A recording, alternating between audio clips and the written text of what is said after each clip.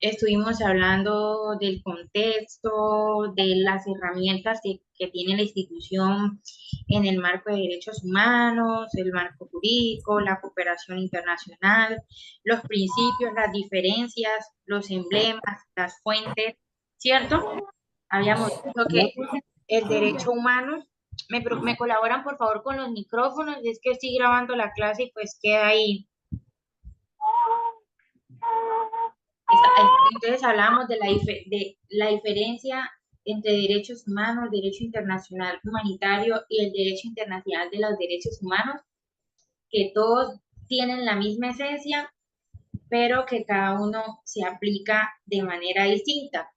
Eh, Sin embargo, hay momentos en los que todos confluyen en una únicas situaciones y deben ejercerse. Hoy la clase va a ser muy cortica porque no faltan sino como 3 o 4 diapositivas por evacuar. Hablamos de los sistemas de protección, ¿cierto? Los derechos humanos. Hablamos de que a nosotros nos rige el sistema interamericano, que se conforma por la comisión y la corte, que la comisión tiene un carácter más investigativo, ¿cierto? Y que efectúa actividades probatorias y que la comisión, que la corte se encarga de juzgar como tal. Hablamos de los modelos de funcionamiento de policía en el derecho humano, que son el comunitario, ¿cierto? Policía comunitaria, policía con fines investigativos y la policía encaminada al tema de la prevención del conflicto. Y veníamos con el tema de prestación de servicio a policía en los derechos humanos, ¿sí? Aquí en la diapositiva tenemos enfrente 4 pilares fundamentales que son extensos. Ustedes los ven ahí corticos, pero ellos son extensísimos.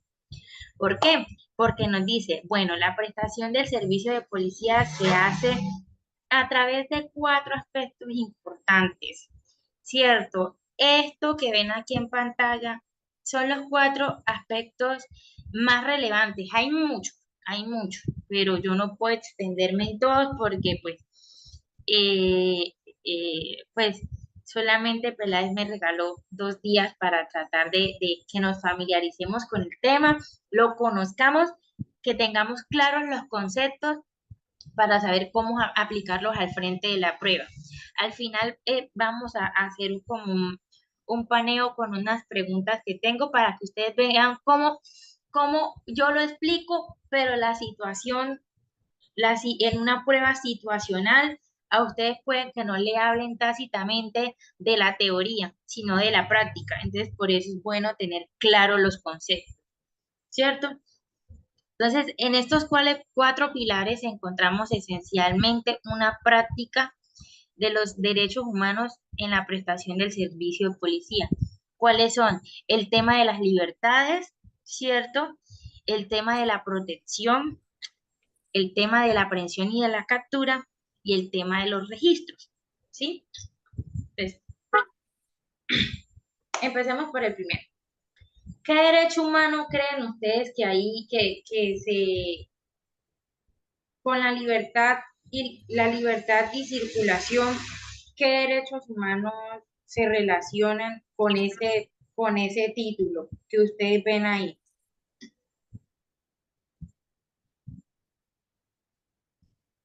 Locomoción. Ajá, ¿qué más?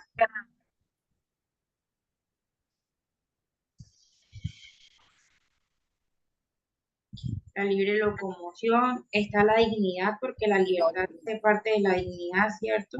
Listo, señor. ¿Qué otro?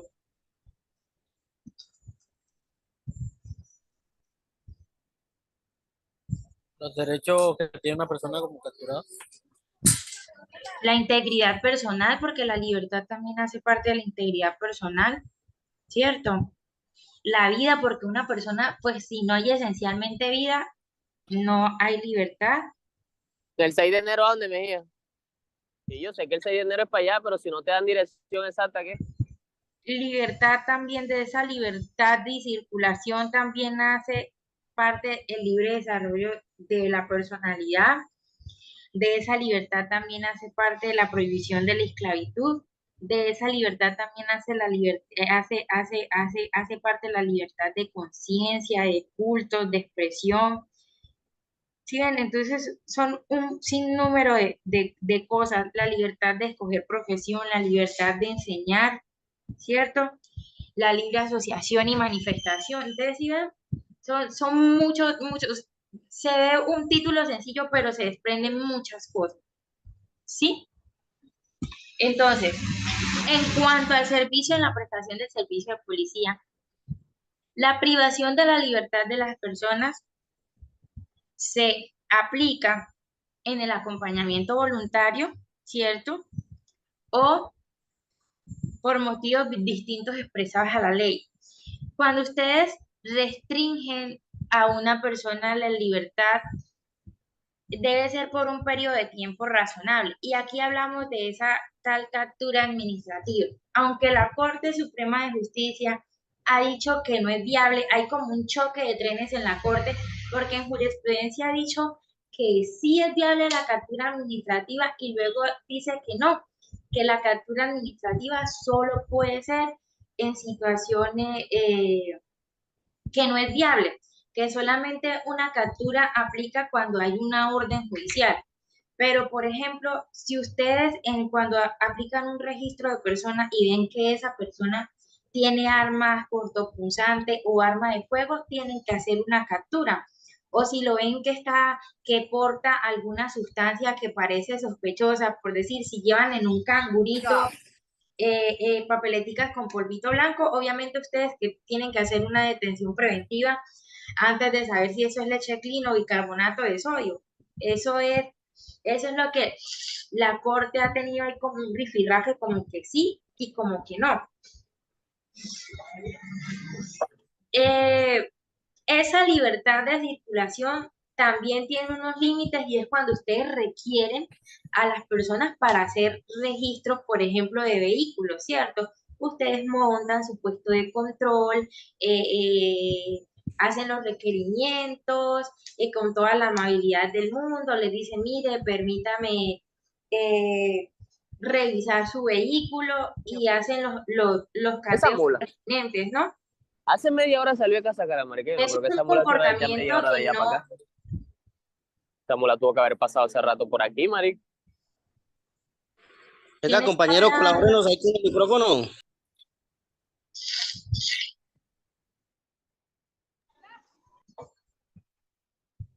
Esos son actuaciones o diligencias simples que ustedes hacen para garantizar el comportamiento y la convivencia y la paz y evitar comportamientos contrarios a la convivencia.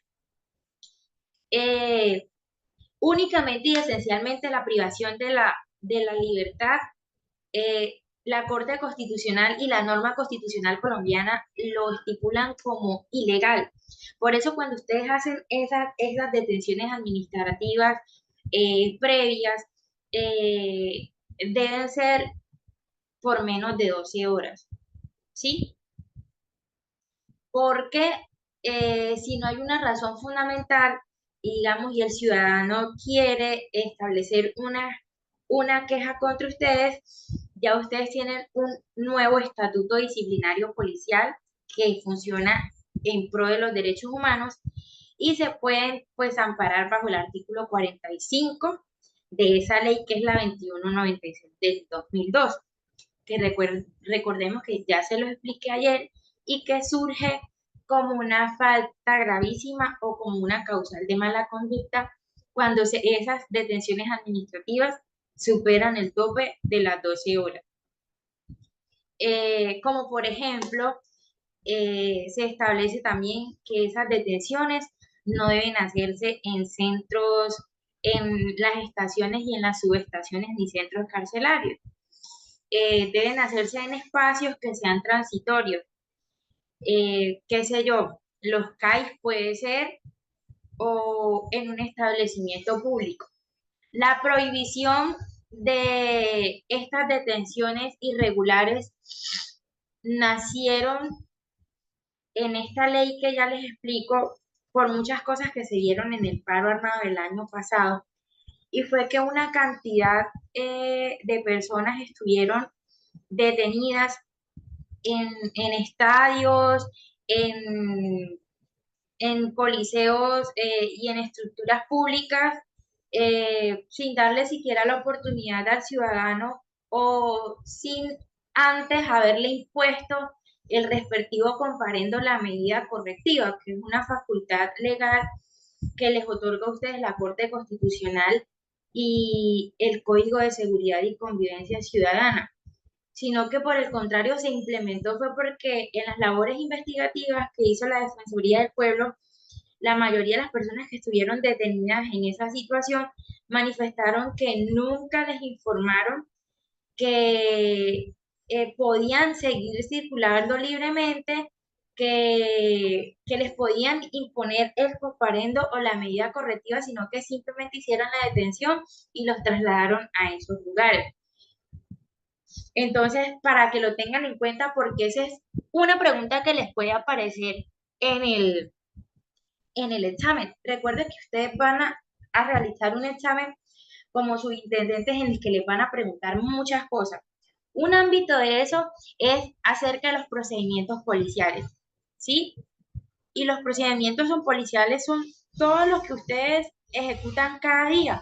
Les van a preguntar razonamiento cuantitativo, les van a preguntar les van a hacer, ustedes por tener un cargo administrativo como subintendente, les van a preguntar todo lo relacionado al cargo, que son todas esas cuestiones administrativas de planeación, de manual de funciones, de instrucciones, de la estructura interna, del cargo que ustedes van a ocupar, si conocen las sanciones, las dependencias, y les van a preguntar, obviamente, el procedimiento básico al que ustedes se enfrentan todos los días, van a pasar por ahí de repaso. Y hay unas actualizaciones que vinieron en derechos humanos después de los paros que se vivieron en 2021. El traslado, aquí tenemos un tema que es la protección de las personas vulnerables, ¿cierto? Ese traslado de las personas vulnerables lo hacen ustedes, discúlpenme, se me alborotó la alergia. Ese traslado por protección lo hacen ustedes cuando, por ejemplo, se encuentran niños en estado de situación de calle o niños pidiendo limosna o personas en estado pues de demencia o sí, o de situación de calle o cuando en una ustedes entran a mediar una riña, una reyerta, incluso en situación de violencia intrafamiliar, cuando ustedes acuden al lugar donde se presentan los hechos, ustedes hacen ese traslado por protección. ¿Y cuál es el conducto regular ahí, muchachos? ¿Qué es lo primero que ustedes tienen que hacer cuando hay una persona en estado de vulnerabilidad?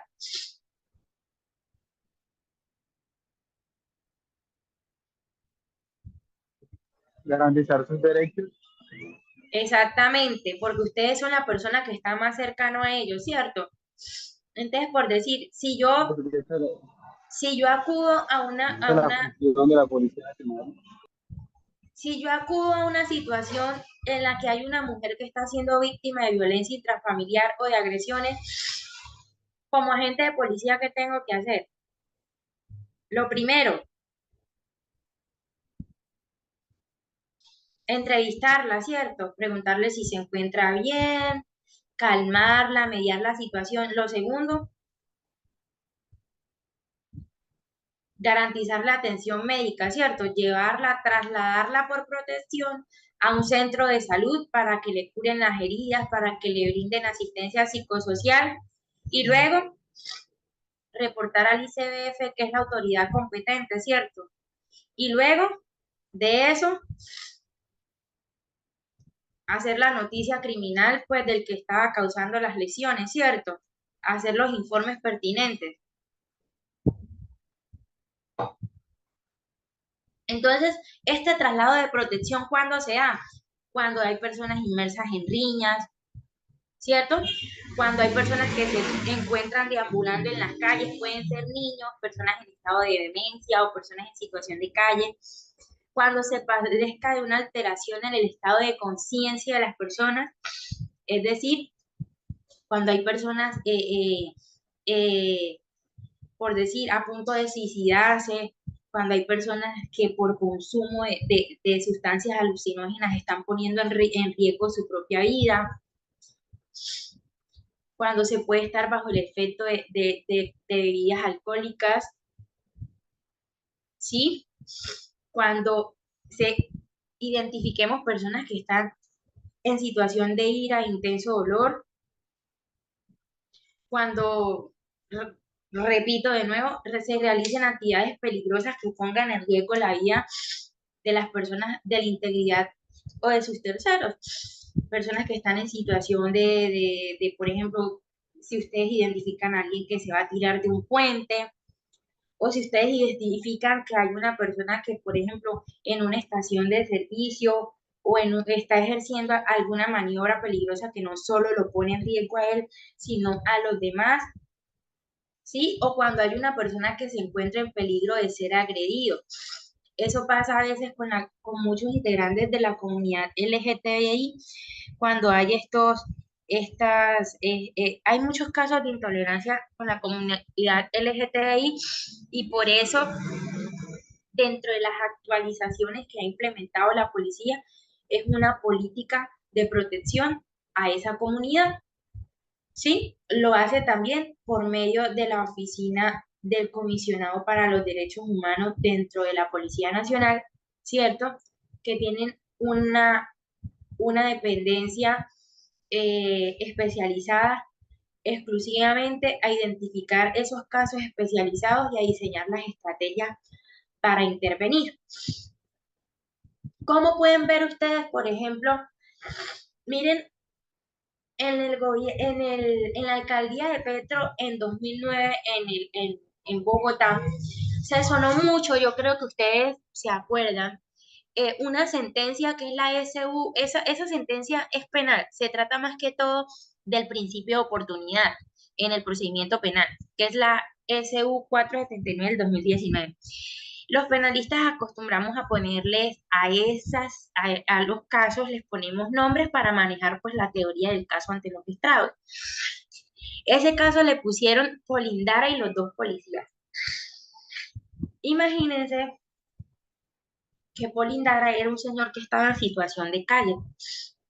Entonces, para que vean a veces cómo por ustedes o cómo ustedes pueden poner en situación de riesgo, uno, sus antecedentes, dos, su estabilidad laboral y la de su familia, tres, la estabilidad emocional suya y la de su familia, y dos, puede terminar hasta en la cárcel y acabar con toda su carrera como servidor público. Había un programa que era que los policías en esa labor comunitaria y en el traslado por protección de las personas, la alcaldía de Bogotá recibía a los indigentes, los bañaba, los afeitaba, esto, lo otro, les daba suplementos, perdón, suplementos alimenticios, e incluso trataba ese tema de las personas drogadictas en situación de calle como un tema de salud pública. Sí, les decía, no, miren, ustedes van a tener unos días a la semana en los que van a recoger esa gente, los van a traer aquí a este centro, levantamos un informe, yo se los recibo y me lo dejan, y yo me hago cargo de ellos. En esos días pusieron en servicio a dos policías y identificaron a un señor en un barrio, en un sector muy popular de Bogotá, que todo el mundo lo conocía como Polindara.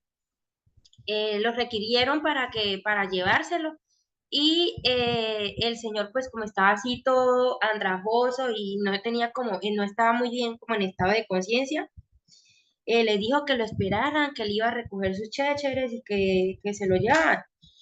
Pues, ante un gran caso de intolerancia, los policías se ofuscaron y agredieron al habitante de calle.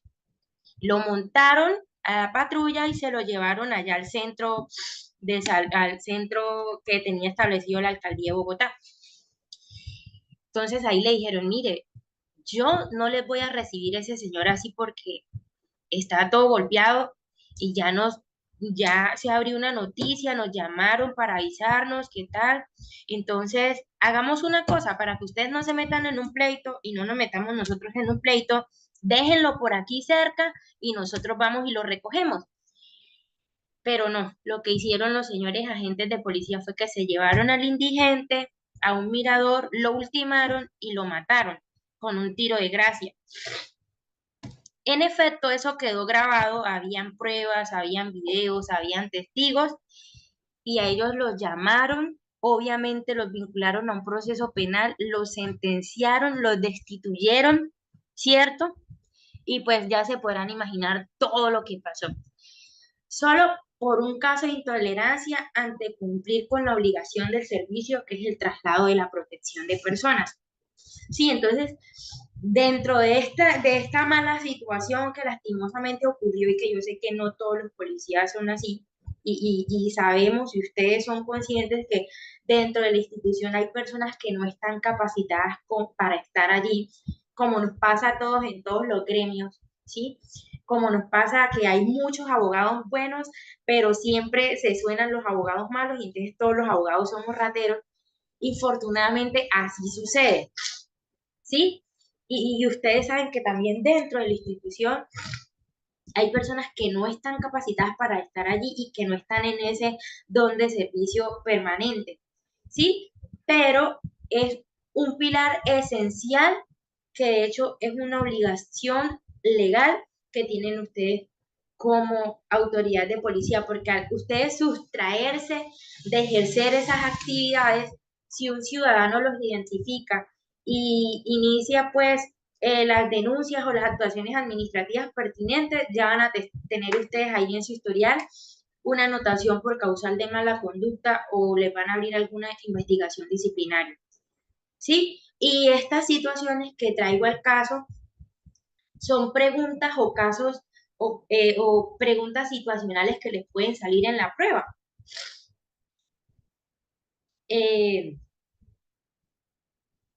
¿Me están escuchando?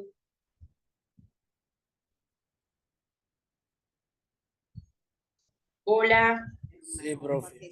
Sí, profe, sí, señora. Ok. Listo, es que yo como comparto pantalla no puedo ver. Fuerte y claro. Tenemos la aprehensión o las capturas con fines judiciales. Ya ustedes saben mejor que yo cuáles son ellas. La aprehensión por capturas o fines judiciales está la captura con orden de muchas veces en casos muy especialísimos. El Código Penal ha establecido que las órdenes de capturas las puede emanar la Fiscalía y las ejecuta la Policía Judicial, ¿cierto? Pero la regla general es que la aprehensión y captura con fines judiciales debe ser con una orden emitida por el juez de control de garantía. Y está la otra captura que se hace sin esta orden y es cuando son capturados en flagrancia, ¿cierto? O cuando son capturados con un porte ilegal de armas, bueno, eso casi que prácticamente se enmarca dentro del aspecto de la flagrancia, ¿cierto? Tenemos el registro de personas, que de eso ya habíamos hablado ayer. Habíamos establecido cómo se hace, que es un tocamiento, un palpeo y un registro superficial y que está habilitada la aprehensión administrativa o la detención administrativa cuando dentro de ese registro se identifican armas o objetos que ponen en peligro las situaciones que están, por ejemplo, en una reunión pública o en un concierto. No podemos ver que una persona sí dentro del registro de palpeo ustedes identifican que la persona lleva una botella de vidrio cuando no está permitido el ingreso de vidrio, un arma cortopunzante, ¿cierto? un punzón, un destornillador, por decir, un frasco de queroseno, de cloroformo, obviamente aplica la detención administrativa e inmediatamente tienen que hacer la entrevista, empezar la apertura de informes, hacer el decomiso e imponer la medida correctiva o el comparendo correctivo. ¿Cuándo no es viable el registro de personas? Pues cuando la persona simplemente se sustrae del requerimiento de no registrarla, pues se hace todo lo anterior y obviamente no se le deja ingresar al sitio posterior, de manera posterior. ¿Cuándo no es viable? Pues no es viable en el tema del aspecto de los genitales y las zonas vulnerables de las personas, como pueden ser los senos, como pueden ser sus partes íntimas, porque para eso solamente se debe hacer un requerimiento, eso solamente aplica en delitos sexuales o en algunos casos donde las personas pues están ya con un medio especializado como rayos X o un perro detector pues de sustancias psicoactivas, se identifica que la persona dentro de sus genitales o dentro de sus zonas íntimas lleva sustancias psicoactivas, o cuando la persona ha sido víctima de abuso o delitos sexuales, se debe hacer eso pues con las respectivas órdenes judiciales.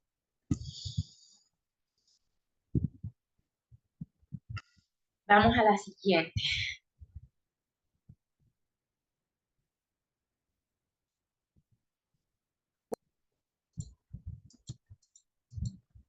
Aquí, el enfoque de género, que es el tema de la comunidad LGTBI.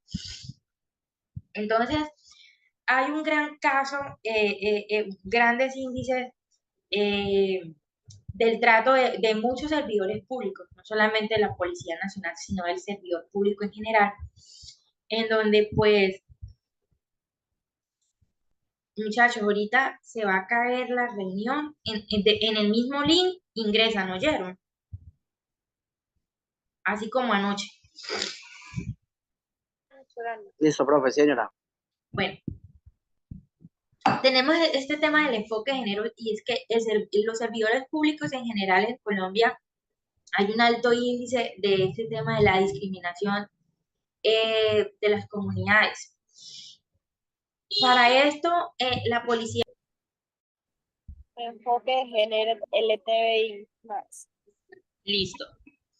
Enfoque de género. Entonces, dentro de estos comportamientos contrarios, dentro de este tema de la comunidad LGTBI, y no solo de la comunidad LGTBI, aplica también en el marco de las personas afrocolombianas, en el marco de los indígenas, cualquier clase de discriminación que pueda haber y que ustedes estén presenciando. Son comportamientos contrarios a la convivencia relacionados con actos de discriminación. Y eso lo establece, pues, la Declaración Universal de los Derechos Humanos y la Corte, por favor, los micrófonos, por favor. Y eso es algo muy claro que lo establece el artículo 13 lo establece el artículo 13 de la Constitución Política de Colombia, y se establece también el artículo 7 de la Declaración Universal de los Derechos Humanos, y es que todos somos iguales ante la ley, ¿cierto? Pero existe la discriminación, y es un caso que vemos todo, que puede estar ahí. Por favor, los micrófonos, por favor. Hola, profe, buenas noches. Buenas noches, Álvaro. Juliet Avendaño. ¿Quién Juliet está Avendaño, por favor, el hablando, por micrófono. favor? Que es que me desconcentra. Juliet. Dentro del Código Nacional de Seguridad y Convivencia Ciudadana, que es la 1801 del 2016, establece unos comportamientos contrarios a la convivencia relacionados con este tema de la comunidad LGTBI, especialmente en los artículos 33 y 40. Si la policía, si ustedes dentro del servicio, que el hecho que sean subtenientes no van a, subintendentes no quiere decir que se van a aislar de esa situación, porque si ustedes están en un lugar público, uniformados y en servicio y se presenta la situación, ustedes tienen que actuar como cualquier otro policía que esté en la zona. Entonces, si se pone en conocimiento de la Policía Nacional o si está él en la prestación del servicio identificando una discriminación contra una persona LGTBI o con cualquier otra persona, ya sea por su raza, por su orientación sexual, por su religión, por su orientación política, debe realizar el comparendo respectivo al agresor, y no solo un agresor de manera que agreda a otro de manera física, sino también de manera verbal. Y orientar e instruir a la víctima y ilustrarlo sobre la posibilidad de, además del comparendo que usted como agente de policía le impone, informarle que también ella está en todo el derecho de iniciar un proceso penal por las razones pues que ampara la Constitución. Esos pueden ser actos de discriminación o también hostigamiento, son delitos.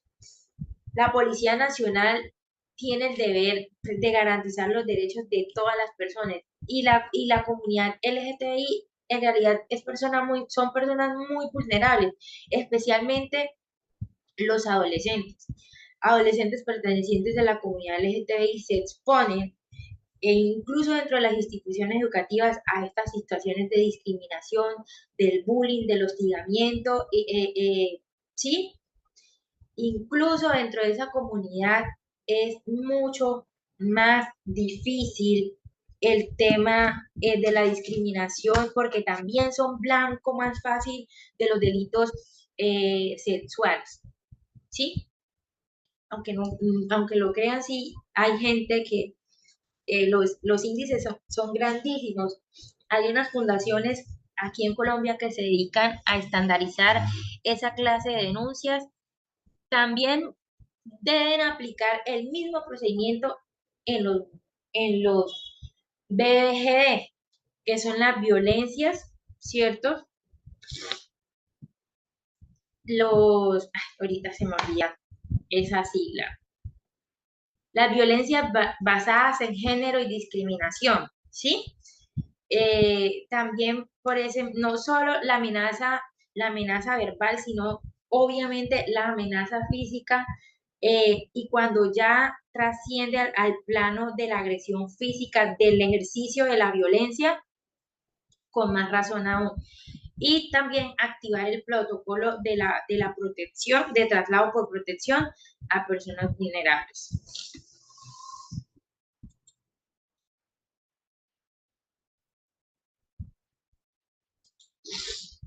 El uso de la fuerza frente a los derechos humanos. Ustedes claramente en su formación, para poder garantizar una convivencia, una pacificidad dentro de la comunidad, perdón, están autorizados para usar la fuerza. Sin embargo, deben tener claro que la fuerza siempre es el último recurso. Siempre es el último recurso. El primer recurso siempre es el diálogo. La norma le permite a ustedes hacer el uso, implementar el uso de la fuerza. Sé que dentro de la práctica es muy difícil uno detenerse a pensar, hay necesidad, hay legalidad, hay proporcionalidad. Por eso les digo que a veces uno se rige más por el sentido común que por toda la teoría con la que uno lo puedan formar. Entonces, tenemos 3 principios, pero en la prueba ustedes sí van a tener esa oportunidad de pensar si la situación que le planteen se dan estos 3 presupuestos, que son el principio de la necesidad, de la legalidad y de la proporcionalidad. El primero, que es básicamente el uso de la fuerza legítimo cuando únicamente se ejerza de manera imperiosa y como último recurso, es decir, cuando no exista otra medida disuasoria. Pongan, por ustedes que ejercen día a día, pónganme un caso donde sí o sí la fuerza sea necesaria. Los escucho.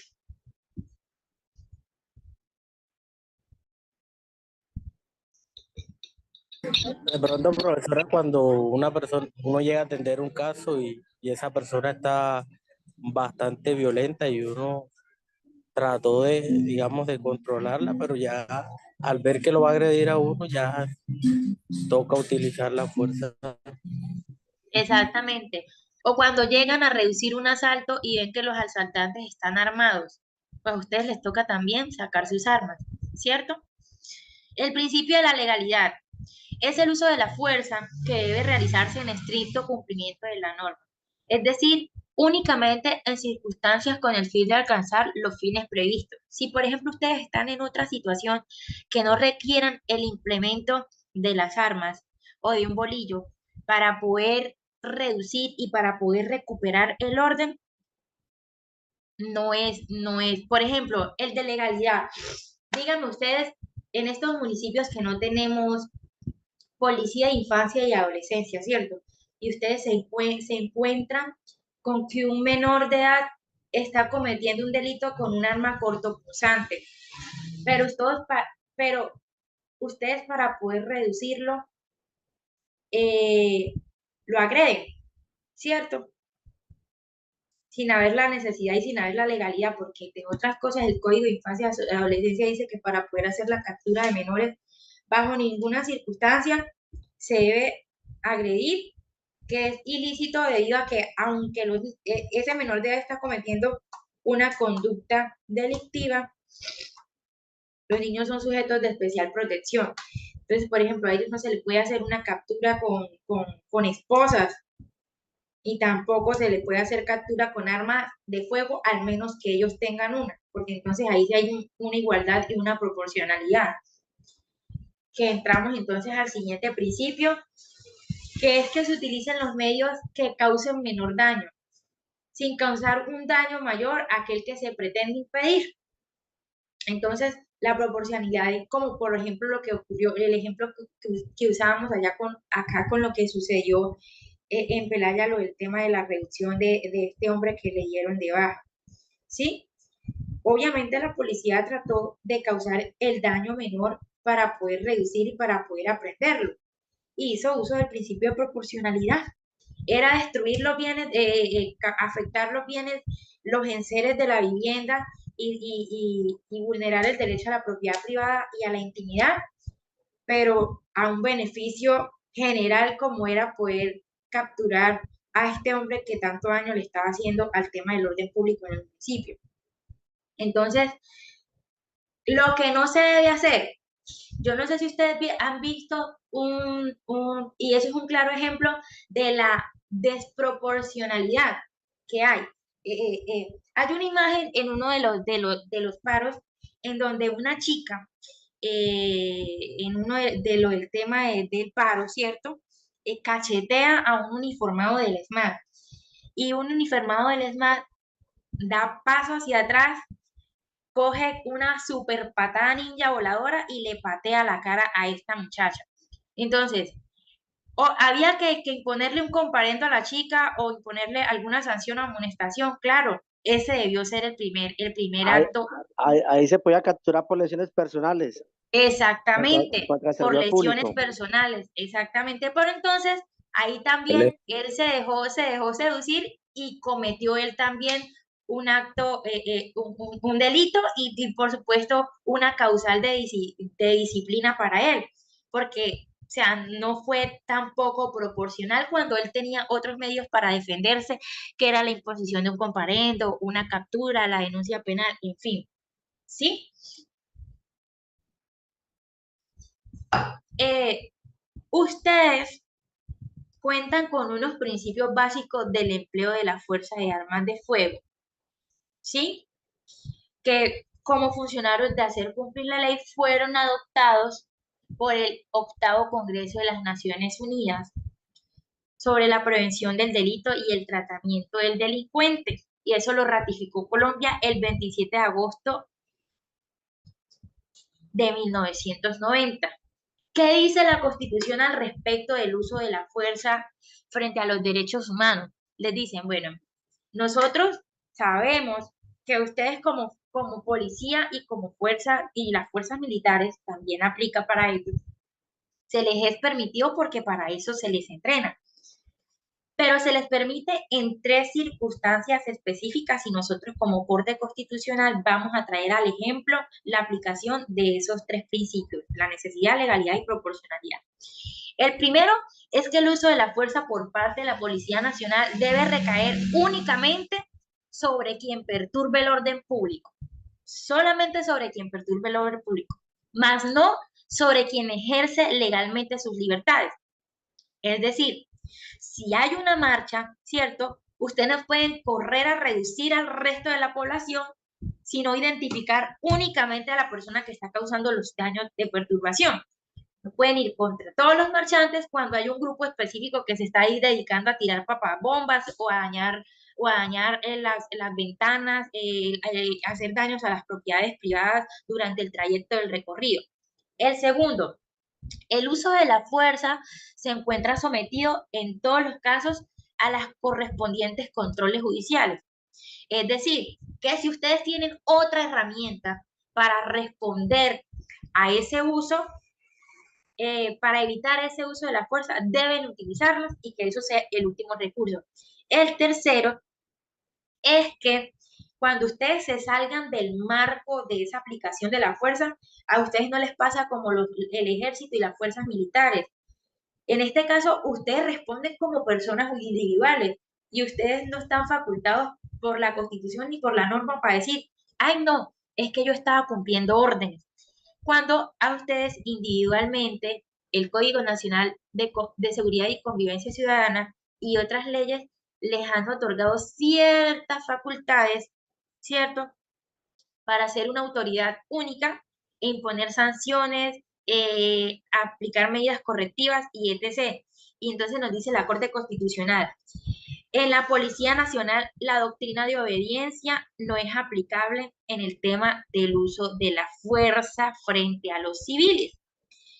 Está en el artículo 91.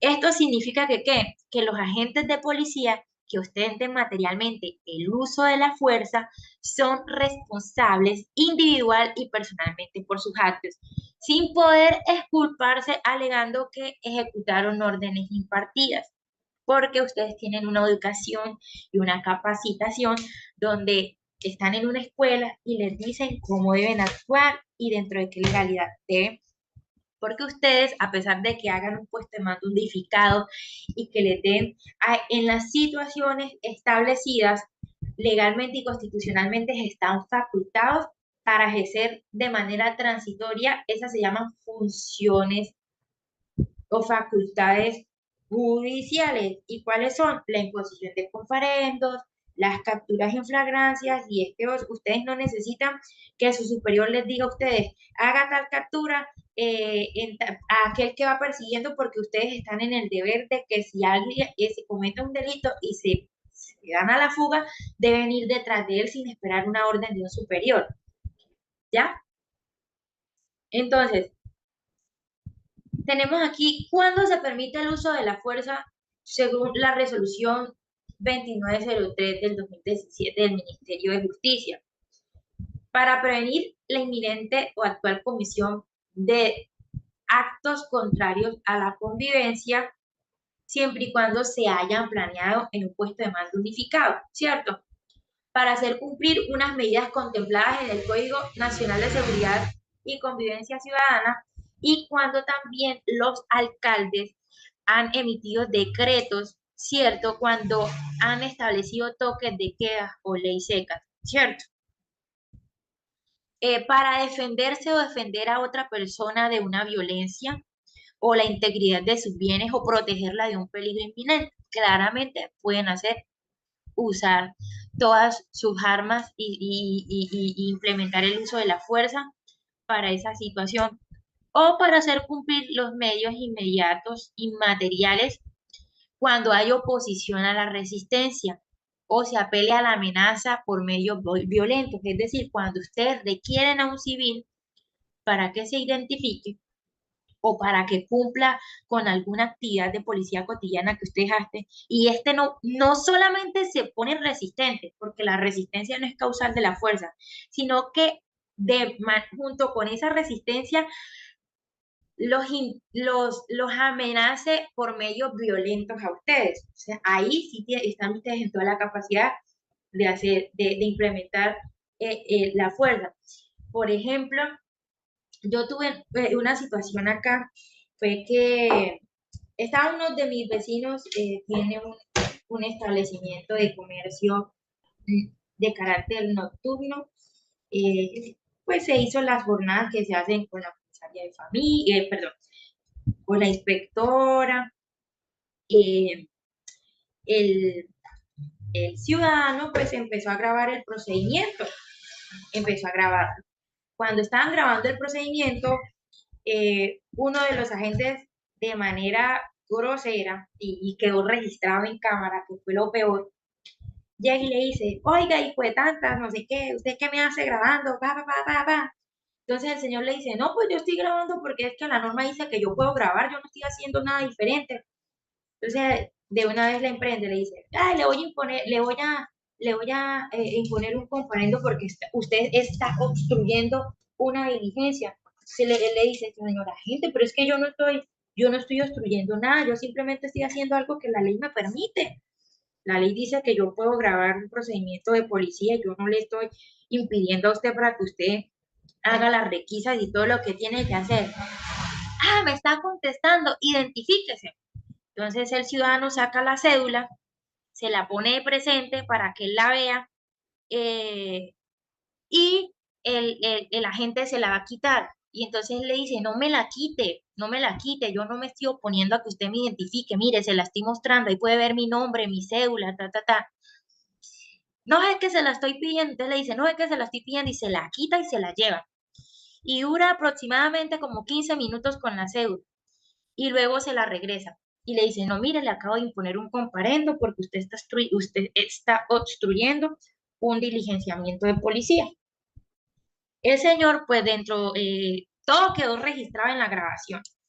El señor se dirige a un compañero, a uno de los compañeros que estaba también de otro agente, y le dice, no, hermano, mire lo que hizo su compañero, yo no estaba haciendo nada malo, que no es que el otro policía, así muy cordial, le dice, mire, yo no puedo hacer nada, él ya le impuso el comparendo ya está impuesto, pero usted pues cálmese, deje que terminemos de hacer la diligencia y usted puede ir mañana o dentro de los 3 días siguientes a la inspección de policía a hacer la apelación y aclarar para que el comparendo no quede firme. Efectivamente, pues eso es lo que hacemos. Interponemos una apelación de los recursos pertinentes al tema del comparendo y se le solicita a la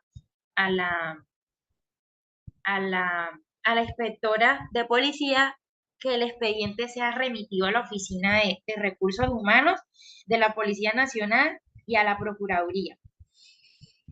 Para resumirles el cuento, el compañero, ustedes en qué no se vio única y exclusivamente por no dejar que el ciudadano ejerciera sus derechos y por no guardar la calma, la mesura de saber que pues estuvo mal lo que hizo y que habían otras formas de mediar la situación. Pues, ¿qué le tocó? Pues conciliar con el señor finalmente y al final pues lo trasladaron porque no solo fue ese ciudadano, sino que ya había muchas quejas contra él. Entonces, son situaciones disciplinarias y miren que dentro de esa situación, ¿qué derechos humanos identificamos? Dentro de una situación cotidiana como eso, ¿qué derechos humanos podemos identificar? Derechos humanos y fundamentales.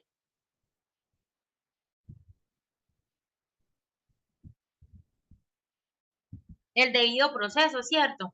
El debido proceso.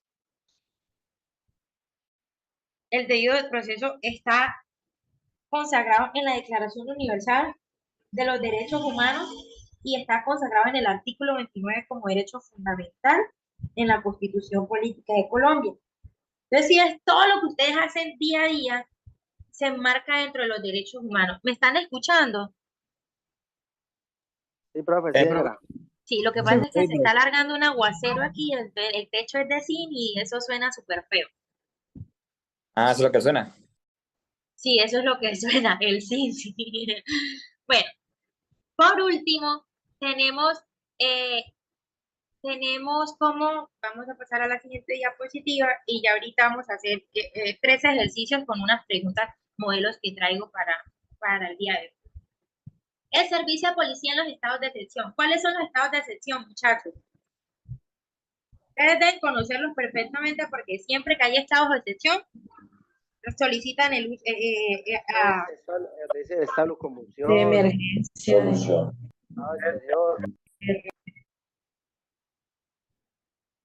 ¿Son cuáles?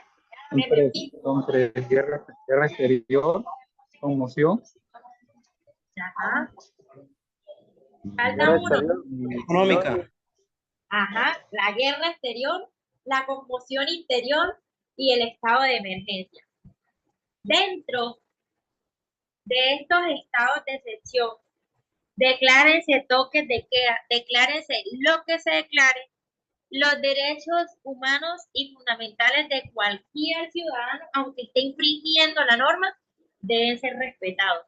Por lo cual aplica lo mismo, el uso de la fuerza como última instancia. Esperen un momentico, voy a ver si puedo disipar el ruido que causa la lluvia. Pero ahí se escucha bien, profe.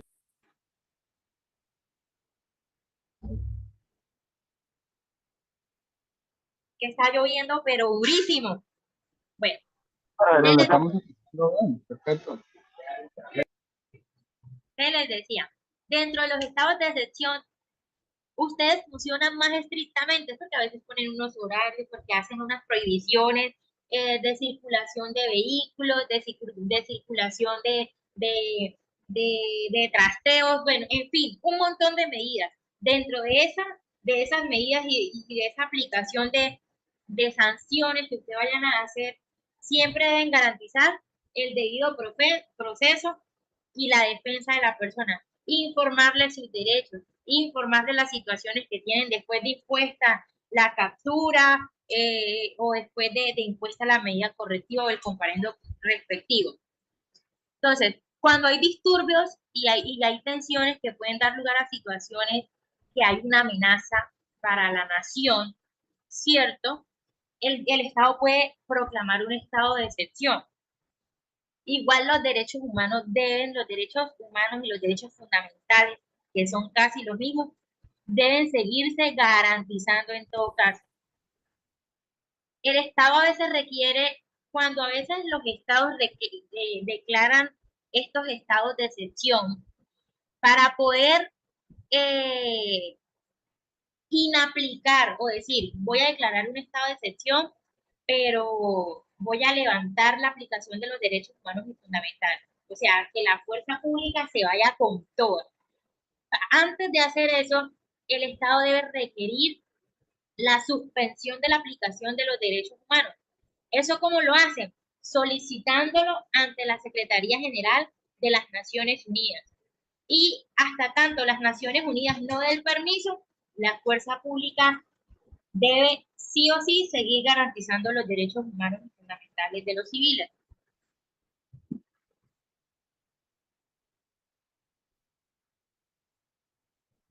Esto debe seguir siendo garantizado, por ejemplo, en estas situaciones de los estados de excepción suelen darse mucho las capturas administrativas. Y eso era lo que ya habíamos debatido, que hay como un choque de trenes ahí entre la Constitución y el Código Nacional de Policía, perdón, el Código Nacional de Seguridad y Convivencia Ciudadana, por ese tema, porque la Corte dice, es que las detenciones solo pueden hacerse con una orden judicial, pero el Código de Policía dice, mire, no, pero es que hay otras situaciones en las que sí o sí tienen que ir. Entonces, ya yo les expliqué anteriormente en qué circunstancias se pueden hacer esas capturas administrativas, esas detenciones administrativas, y opera dentro, de igual manera, de los estados de excepción, no puede hacerse por ningún motivo, ni en las estaciones ni en las subestaciones de policía, sino en otros aspectos, no sé, un espacio que haya determinado la alcaldía, bueno, ya eso se determina por medio de la norma municipal o nacional. Igual sucede, muchachos, cuando ustedes ven que alguno de sus compañeros ejerce situaciones de abuso de poder sobre las personas, sobre los civiles, ustedes, si es bien cierto, a veces no está bien visto denunciar al compañero, sí están en el deber de instruir al civil para que pues él decida si inicia o no inicia el requerimiento disciplinario, ¿cierto? Como también cuando llegan a ustedes o ustedes presencian situaciones donde hay personas que son víctimas de delitos de abuso de poder, como las personas que son víctimas de violencia intrafamiliar o de delitos sexuales o de secuestro o de agresiones, ¿no? En fin, deben tener como base principal evitar la revictimización. ¿Cómo hacen esto? Pues trasladando a la persona a un lugar seguro, a un lugar de salud, tratar de que las preguntas sean muy humanas, ¿cierto?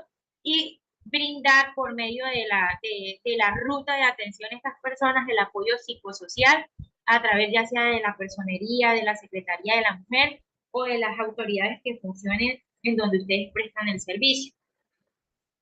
Ahorita nos vamos a quedar sin tiempo, nos toca reingresar otra vez. Bueno, ahí les dejo una breve frase. Espero que los impulse a seguir este tema del estudio para los exámenes.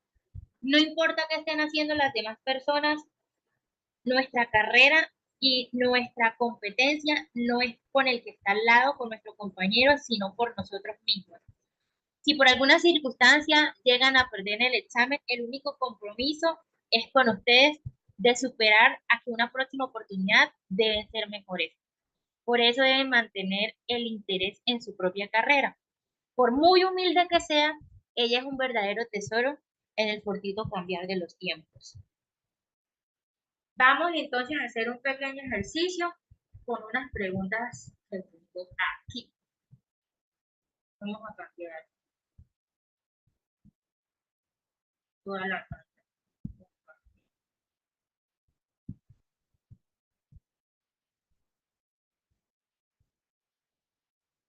Y yo les voy a hacer llegar la presentación con Peláez, ¿vale? Gracias. Bueno, vamos a hacer un ejercicio corto con 3 preguntas aquí. El primer caso, por ejemplo, les puede salir en la prueba una pregunta situacional como esta. Se recibe un llamado de un ciudadano que alerta a la central de radio de un posible abandono en una vivienda en donde habitan niños entre 3 meses y 11 años de edad. Inmediatamente toman la patrulla, llegan al sitio y al verificar la situación se encuentran con que el niño de 11 años les cuenta a ustedes que él es el encargado de cuidar a sus hermanos y les facilita el ingreso a la vivienda. Ustedes entran y observan las deplorables condiciones en las que habitan los niños, que se encuentran sin ropa, en una vivienda llena de basura, de heces, de mascotas, cucarachas, ratones, en un total estado de abandono. ¿Usted cómo procede? Ahí tenemos las opciones. A, llama a la comisaría de familia para que se haga cargo de la situación. B, traslada a los niños a un centro médico, las entrevista para saber cuáles son sus padres, le comunica a los funcionarios del ICBF para que custodien a los niños e inicien las labores para la responsabilidad penal de los progenitores. C, no procede porque usted no hace parte de la policía de infancia y adolescencia. D, se queda en la vivienda con los niños, reporta a la policía de infancia y adolescencia más cercana y espera que llegue. ¿Cuál consideran ustedes que es la respuesta correcta? La B. La B. Eso, y deben activar la ruta, deben llenar los informes, ¿cierto? Deben poner las certificaciones de que los niños van a quedar al cuidado del ICBF y de que se les dio atención médica para ustedes tener ahí en su registro que atendieron el llamado del ciudadano. El hecho de que ustedes no sean policías de infancia y adolescencia no quiere decir que no vayan a prestar ayuda, porque ahí tienen que garantizar unos derechos humanos, que es que la salud, la vida y la integridad de estos niños que están en una situación difícil. Así, muchachos, es como ven ustedes el ejercicio y la práctica de los derechos humanos dentro de la prueba que les van a plantear a ustedes. Otra pregunta puede ser. O sea, entonces ahí sería la B. La B, exactamente. Entonces, la segunda pregunta que tienen en pantalla. No puede montar o ya son niños en cualquier carro. Tiene que ser el carro de infancia y adolescencia. Pero es que están en una situación de No, porque emergencia. ahí sobrevalece la salud de los niños. En este caso sería la salud. ¿Se acuerdan cuando estábamos hablando del traslado por protección? ¿Se acuerdan cuando les estaba explicando el traslado por protección? Sí, profe. Este es un caso donde aplica el traslado por protección. Imagínense usted estar prestando el servicio en un municipio de esta categoría como en el que yo vivo, donde solamente hay 6 agentes de policía en servicio diario. Solo vigilar. Y no hay patrullas de infancia y adolescencia. Le toca a usted, porque usted es el primer llamado y está dentro de sus obligaciones legales. Así hay policía de infancia y adolescencia, por decir, en una ciudad como Medellín o Bogotá, ahí sí usted hace el traslado a la policía de infancia y adolescencia. Y eso, si ellos están lejos y se demoran muchísimo más que usted, le toca la unidad más inmediata. ¿Qué es lo más probable? Exactamente, que es lo más probable. Entonces, una segunda pregunta en la que ustedes puedan ver la aplicación de los derechos humanos y fundamentales. Ahí me desconecté. ¿Cuál fue la respuesta? La B. Que la B decía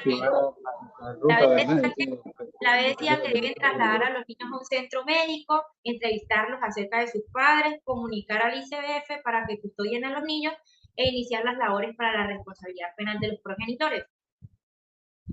Otra pregunta en la que se puede evaluar la aplicación de los derechos fundamentales y de los derechos humanos dentro del servicio de policía. Planteamos la segunda pregunta.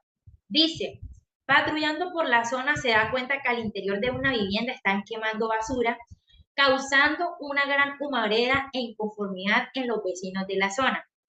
¿Sí? ¿Es la primera vez que sucede? Claramente es un hecho que atenta contra los derechos a un buen ambiente sano. Usted no pertenece a la policía ambiental.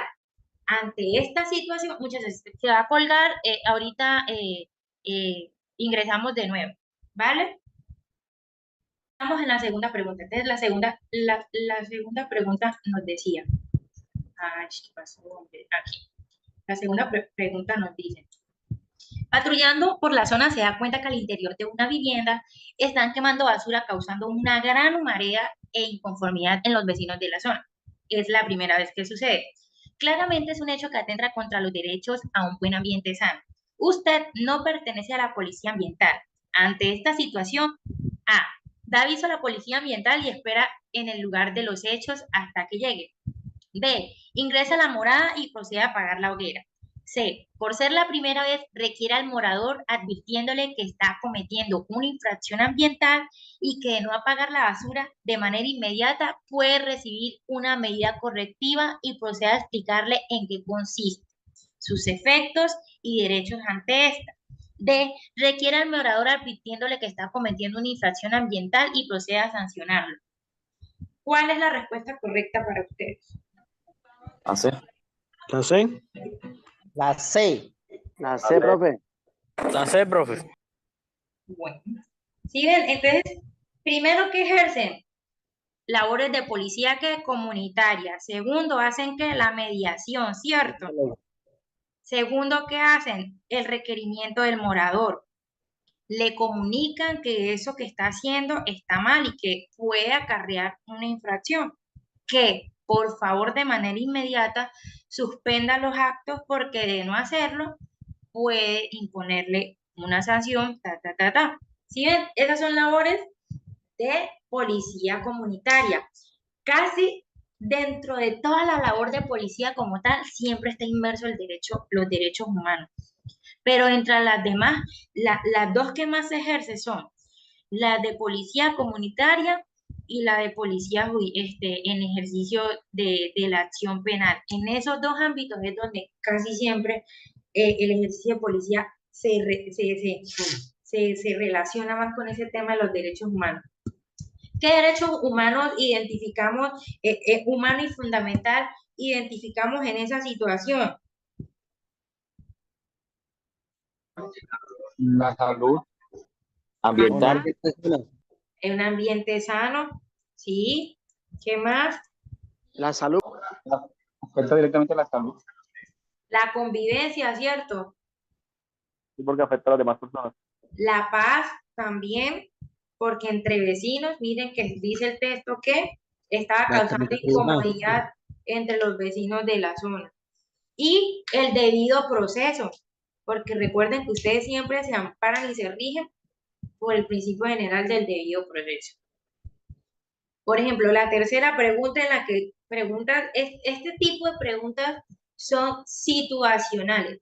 Ya pueden haber preguntas más específicas que ustedes les pueden dar, donde la respuesta sea más conceptual. Por decirles, por ejemplo, según el artículo tal de la ley del Código Nacional de Seguridad y Convivencia Ciudadana, ¿cuál es el procedimiento para tal cosa? A, B, ¿sí? Pueden haber así. Esas preguntas yo considero que son las peores, porque son así a quemarropa y son conceptuales. En cambio, en estas te dan una narrativa donde tú a veces por el principio de la lógica y de la razón te orientas. Y primero lees toda la pregunta y puedes utilizar el método de Descartes y la razonabilidad.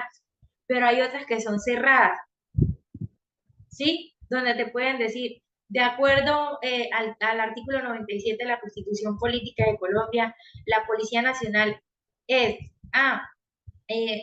la fuerza pública, sí, son preguntas que pueden ser muy peligrosas. Entonces, yo les recomiendo que antes de primero se sienten, miren el examen, miren cómo está estructurado. Empiecen a contestar las preguntas por donde ustedes sientan que se van a demorar más y que tienen debilidad. ¿Sí? Empiece por lo que es más difícil para usted, porque seguramente iba a necesitar más tiempo y más comprensión. Y lo que es más fácil para usted o donde tenga más fortalezas, resuélvalo de último. Pero lo primero es mirar el cuadernillo, mirar cómo se estructura la prueba. ¿Sí? Leer muy bien la pregunta. Por ejemplo, la tercera pregunta, última y para cerrar, otra situación en la que le pueden evaluar usted su conocimiento sobre los derechos humanos y el servicio de policía en el marco de esos derechos humanos. Dice, usted como policía recibe un derecho de petición en donde un ciudadano, y esto les puede suceder como subintendentes, porque ustedes están allá en la dirección administrativa, usted como policía recibe un derecho de petición en donde un ciudadano que reside en el barrio Gaitán de la ciudad donde se encuentra en servicio, en la petición el ciudadano requiere información acerca de las estrategias de seguridad implementadas en el barrio donde él reside.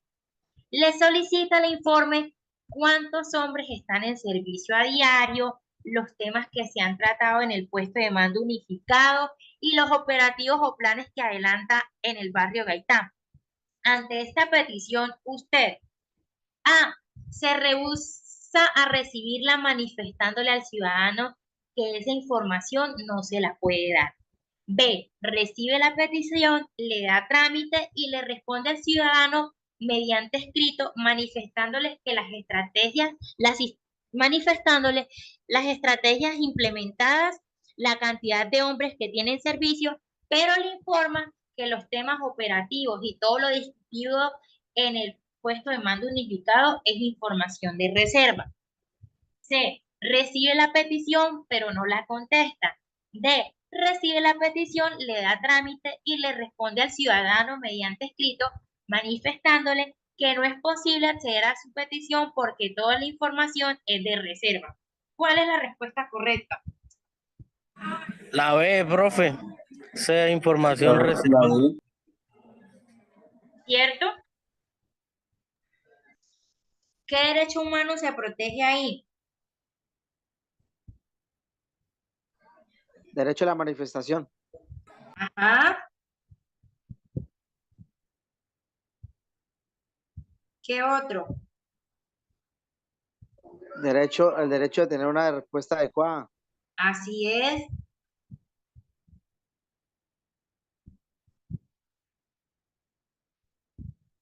¿Qué otro derecho? El debido proceso, ¿verdad? Porque le están contestando una petición. Sí, señora. ¿Ustedes sí ven? Por medio de preguntas como estas les van a evaluar ustedes sus conocimientos acerca de derechos humanos. Si está bien claro, en esta situación, primero, es que ningún servidor público se puede rehusar a recibir una petición que haga un ciudadano. Lo tercero, hay que contestarla, ya sea de manera positiva o negativa. Y cuando no hay reserva, hay que decirle, mire, le contesto esto porque lo otro que me está pidiendo es una reserva. ¿Por qué es una reserva? Porque puede poner en peligro la revelación de esa información, puede poner en peligro la seguridad de su barrio. ¿Sí ven? Por medio de situaciones así, les pueden estar evaluando a ustedes sus conocimientos en derechos humanos, en su actividad de policía normal y cotidiana que hacen como cualquier parroquiano día a día. Bueno, muchachos, eso es todo. Espero pues haber cumplido con sus expectativas. Cualquier pregunta. ¿Cuál es la respuesta ahí, profe? La respuesta es la B.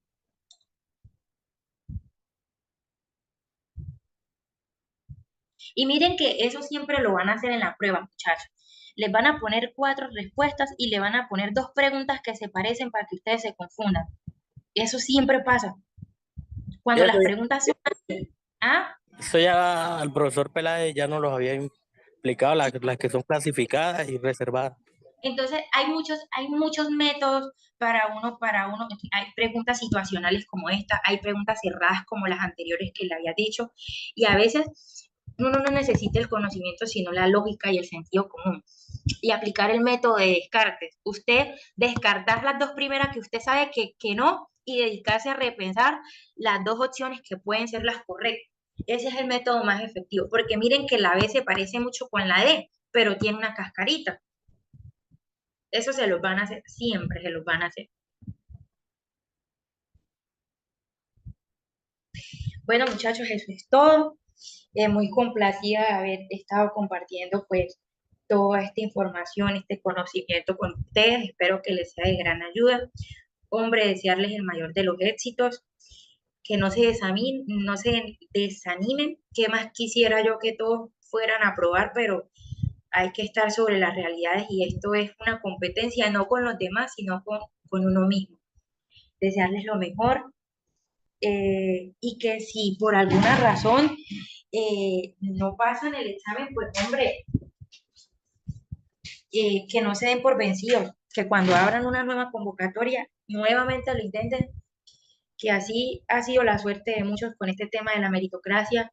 La meritocracia es muy difícil, pero es muy bonita porque les da a ustedes esa sensación de saber, esto me lo gané yo, nadie me lo dio, no tuve que mojarle a nadie más, la mano a nadie, no tuve que lambisquearle a nadie, sino que esto es mío porque yo me lo gané.